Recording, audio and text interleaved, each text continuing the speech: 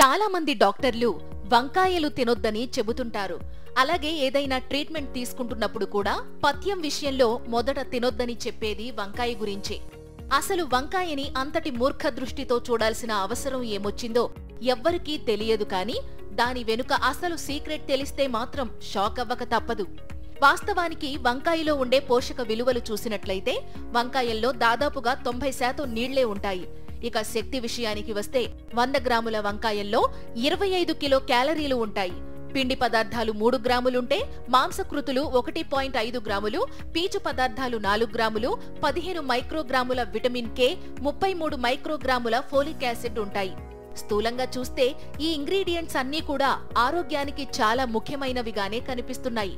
కానీ వంకాయ వలన కలిగే గొప్ప ప్రయోజనం ఏమిటంటే దీనిలోని గ్లైకో ఆల్కలాయిడ్స్ అనే కెమికల్స్ క్యాన్సర్ కణాలపై మాత్రం మహాద్భుతంగా పనిచేస్తుంటాయి. రక్త ప్రసరణ వ్యవస్థలో మార్పులు తీసుకొచ్చి క్యాన్సర్ కణాలకు రక్తం ద్వారా పోషకాలు అందకుండా చేస్తుంది. ఫలితంగా క్యాన్సర్ కణాలు నిర్వీర్యమైపోయి చచ్చిపోతాయి.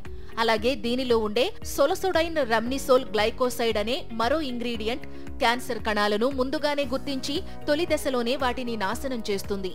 వీటితో పాటు వంకాయలు ఎముక మధ్యలో ఉండే ఆస్టియోబ్లాస్ట్ కణాలను పెంచి వాటిని స్టిమ్యులేట్ చేయడం ద్వారా బోన్ డెన్సిటీని పెంచుతాయి. అలాగే బ్రెయిన్ పనిచేస్తున్నప్పుడు కొన్ని రకాల ఫ్లూయిడ్స్ రిలీజ్ అవుతుంటాయి. వాటితో పాటు కొన్ని ఫ్రీ రాడికల్స్ కూడా రిలీజ్ అవుతుంటాయి. వీటిని ఎప్పటికప్పుడు ఫ్రీ చేయడంలో ఈ వంకాయలోని నాసునిన్ అనే ఒక పదార్థం నిర్ణయాత్మక పాత్రను పోషిస్తుంటుంది. మరి ఇన్ని మంచి క్వాలిటీస్ ఉన్న వంకాయకు అంతటి బ్యాడ్ నేమ్ ఎందుకు వచ్చిందంటే చాలా చిన్న లాజిక్ కనిపిస్తుంది. అదేమిటంటే వంకాయను వండడంలో ఉన్న లోపం వల్లనే దీని వలన అనేక కాంప్లికేషన్స్ వస్తున్నాయని ప్రచారం జరిగింది. సాధారణంగా వంకాయ పులుసు వండేటప్పుడు అందులో చింతపండు రసాన్ని వేస్తుంటారు. దానికి తగ్గట్టుగానే అందులో ఉప్పు మోతాదును కూడా పెంచాల్సి వస్తుంది. ఎప్పుడైతే ఉప్పు వాడకం ఎక్కువవుతుందో అప్పుడే అనేక కాంప్లికేషన్స్ కూడా పెరుగుతుంటాయి.